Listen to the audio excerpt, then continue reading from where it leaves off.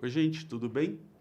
Vamos continuar a falar de administração indireta e complementar o tema das autarquias com um debate rápido sobre a figura das agências reguladoras e também sobre a figura das agências executivas.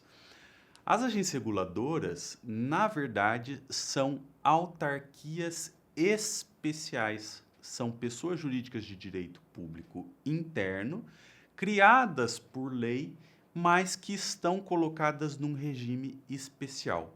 Então, a primeira coisa que nós temos que ter em mente é que as agências reguladoras não são um tipo específico, não são um tipo específico de pessoa jurídica. Na verdade, elas são espécies de autarquia que nós já vimos numa aula específica, mas colocadas num regime especial. Esse regime especial é um regime marcado por uma maior autonomia de gestão, uma maior autonomia de atuação, de decisão, que nós geralmente traduzimos como blindagem. Essas agências gozam de uma certa blindagem em relação principalmente aos humores dos agentes políticos, aos humores do governo, daquelas autoridades de cúpula que estão na administração direta da União, dos estados ou dos municípios. E por que o ordenamento jurídico busca garantir essa blindagem, busca garantir essa autonomia reforçada para as agências reguladoras como autarquias? Bom, o ordenamento jurídico, com isso, tem uma finalidade muito clara, que é a de permitir que os agentes reguladores, que estão nas agências reguladoras, possam trabalhar, possam desempenhar suas funções de maneira bastante técnica e com um grau muito elevado de neutralidade. Então, esse regime jurídico especial, esse regime jurídico de blindagem ou de autonomia, ele é criado para dar ao regulador essa neutralidade, permitindo que ele haja de maneira técnica, tá bom? Eu vou dar um exemplo aqui, ou alguns exemplos de autarquias regulatórias no Brasil. Nós temos a ANEEL, nós temos a ANAC, nós temos a Anvisa, a ANA. Essas todas são autarquias da União, são entidades da administração pública indireta federal. Mas, além disso, nós temos autarquias estaduais e temos autarquias municipais com função regulatória. Então, alguns outros exemplos seriam a Arcesp, que é uma agência reguladora paulista, a Agerges, que é uma agência reguladora do Rio Grande do Sul, a Ares, que é uma agência reguladora no interior do estado de São Paulo e que é formada por uma série de municípios em consórcios. Nós temos a Aris, no estado de Santa Catarina, que também é formada por inúmeros municípios.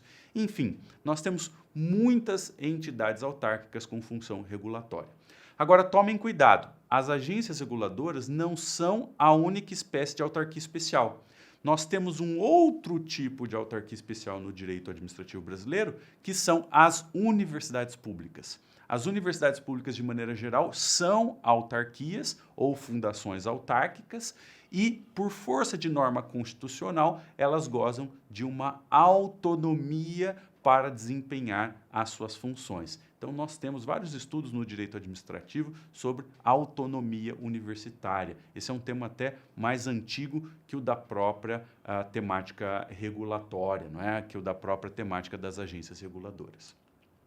Bom, mas vamos focar aqui na nossa aula, não nas universidades, que são também autarquias especiais, mas nas agências, como nós dissemos. Vejam, por que esse nome agência? Esse termo agência vem de agency, do inglês. E esse termo agency no inglês é definido pela Lei de Processo Administrativo dos Estados Unidos. Nessa Lei de Processo Administrativo dos Estados Unidos, agency equivale praticamente a qualquer tipo de órgão, com algumas exceções.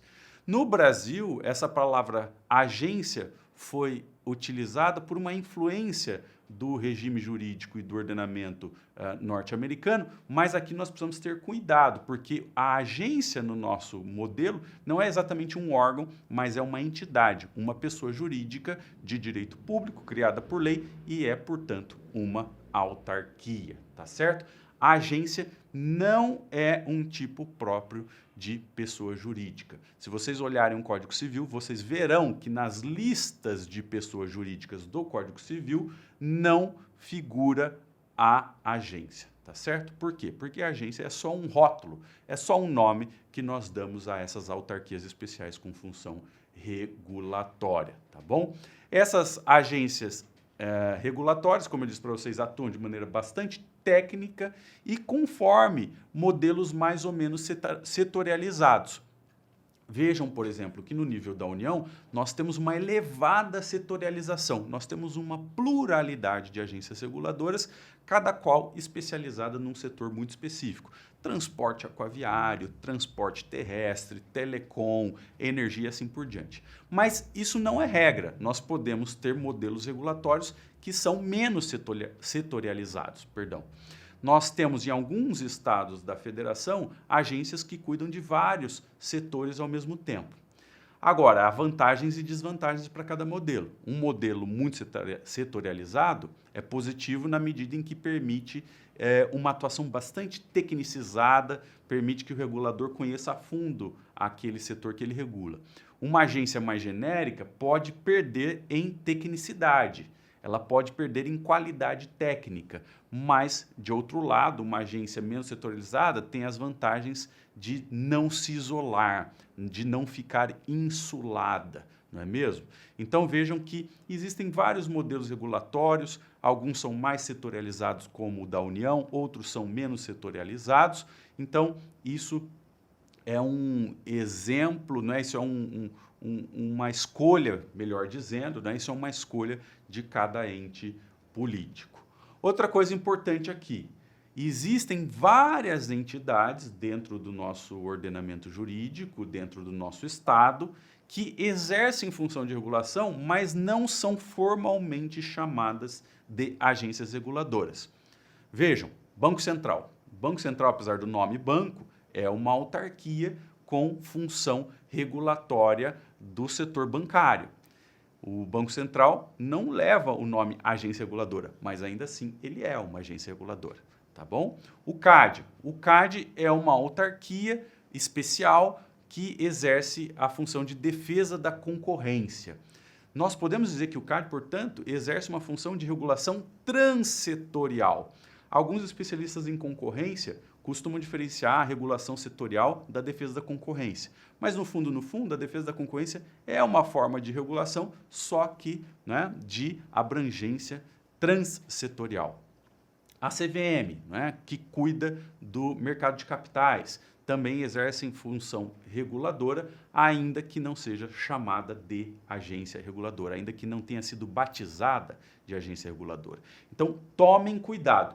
A função de regulação não necessariamente é uma função que está lançada a uma agência reguladora. Existem várias entidades que exercem função de regulação, ainda que não tenham sido batizadas de agência reguladora, tá bom? Vamos falar um pouquinho do regime dessas entidades, né?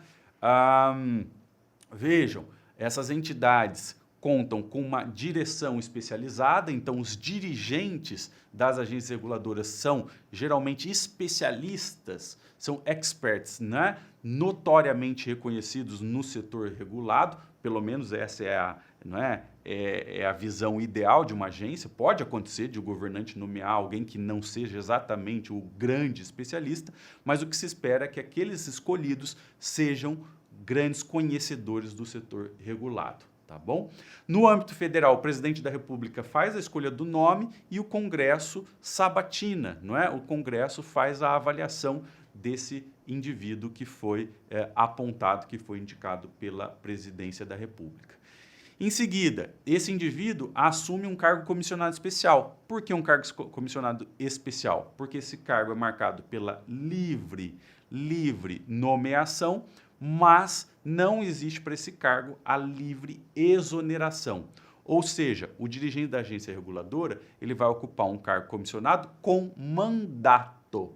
Um cargo comissionado com mandato por um número específico de anos. E é por isso que nós falamos que existe para a agência reguladora uma certa estabilidade da direção, uma estabilidade dos dirigentes, ou seja, eles ocupam um mandato e esse mandato ele é protegido por uma série de regras de modo que aquele dirigente não pode ser exonerado por qualquer razão. Não existe exoneração ad nutum para dirigentes de agência reguladora e isso serve naturalmente para garantir a sua autonomia decisória.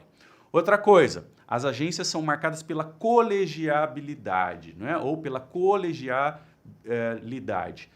Na verdade, isso significa que as decisões das agências reguladoras são decisões tomadas em conjunto pela maioria dos dirigentes. Os dirigentes se reúnem num conselho diretor ou numa diretoria colegiada e as decisões da agência são tomadas por maioria daqueles membros do conselho ou da diretoria colegiada, tá bom?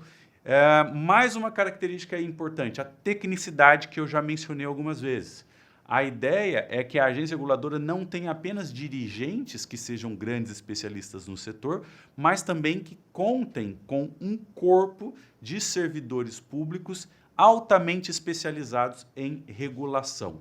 Então, o corpo de servidores da agência reguladora é formado por reguladores, que em regra são servidores estatutários, tá certo?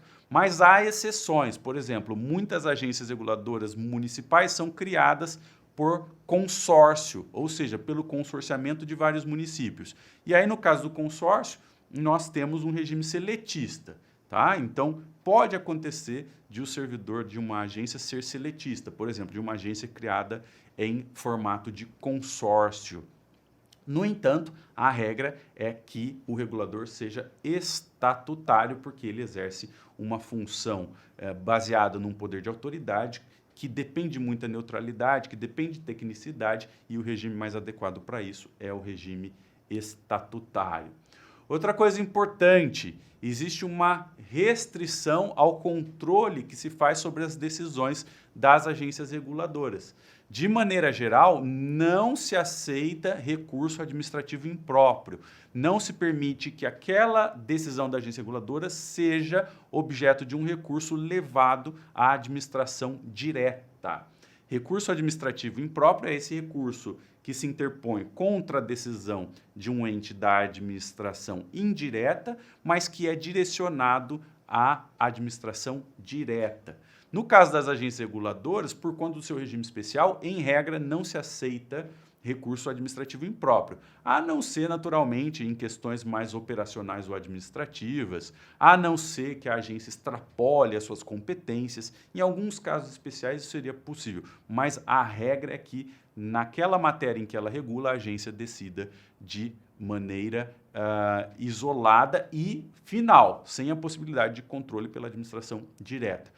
Obviamente, isso não exclui o controle pelo Tribunal de Contas, isso não vai excluir também o controle judicial, tá? Mas o que eu quero dizer para vocês é que existem restrições em relação ao controle decisório, principalmente por parte da administração direta em relação às agências reguladoras. E também um aspecto final muito importante, a autonomia dessas agências depende grandemente da sua autonomia financeira. E para garantir a autonomia financeira, muitas vezes se permite que as agências reguladoras cobrem taxas de regulação, não é? Elas podem cobrar taxas de regulação, que é uma taxa baseada no poder de polícia, e também algumas leis prevêem que elas podem ficar com os recursos das sanções pecuniárias que elas venham a aplicar aos agentes regulados, tá certo? Pessoal, não confundam a agência reguladora como uma espécie de autarquia de regime especial com a agência executiva. A agência executiva é outra expressão que designa apenas um rótulo dentro do direito administrativo. A agência executiva tampouco é uma figura específica, uma pessoa jurídica específica. É só uma expressão que rotula órgãos ou entidades que celebram o chamado contrato de gestão, que hoje é, na verdade, o contrato de desempenho, com a administração direta que é responsável pela sua supervisão. Então, vejam, uma determinada autarquia, que é parte da administração indireta, pode celebrar um contrato de desempenho com a administração direta, que a supervisiona, e com isso ela recebe uma autonomia de gestão mais alargada, tá certo? Então vejam, né? Para que esse contrato de desempenho seja firmado entre a entidade ou órgão e o supervisor, é preciso que haja um plano estratégico de reestruturação e um plano de desenvolvimento institucional. Cumpridas essas, não é? Cumpridas essas exigências, essa autarquia ou um órgão determinado podem assinar o contrato de gestão, o contrato de desempenho e assim se tornam agência executiva. Vejam, a figura da agência executiva, esse rótulo agência executiva, está baseado no artigo 37, parágrafo 8º da Constituição da República. E ele também aparece na Lei 9649 de 1998, que trata da organização da administração pública federal. Então, sumarizando aqui essa nossa aula, uma autarquia que seja agência reguladora, ou seja, uma autarquia em regime especial que desempenhe função regulatória, pode simultaneamente ser uma agência executiva, caso ela cumpra os requisitos da legislação para obter essa autonomia mais ampliada ainda em termos de gestão e em termos financeiros, tá certo? Então, com isso, nós encerramos essa aula e eu gostaria de deixar algumas sugestões. Há uma obra muito importante aí do professor Alexandre Santos de Aragão, da UERJ, que é um dos grandes especialistas brasileiros em agências reguladoras. Também deixo a sugestão de um artigo da professora Dinorah Grotti, uma excelente professora da PUC São Paulo sobre o tema. Uma obra do professor Floriano Marques Neto, que é da Universidade de São Paulo, sobre agências reguladoras independentes. É uma monografia muito interessante sobre as agências. E também deixo um artigo que eu escrevi há muito tempo a respeito do princípio da legalidade nessa relação dos ministérios com as agências reguladoras. Tá ótimo? Um grande abraço.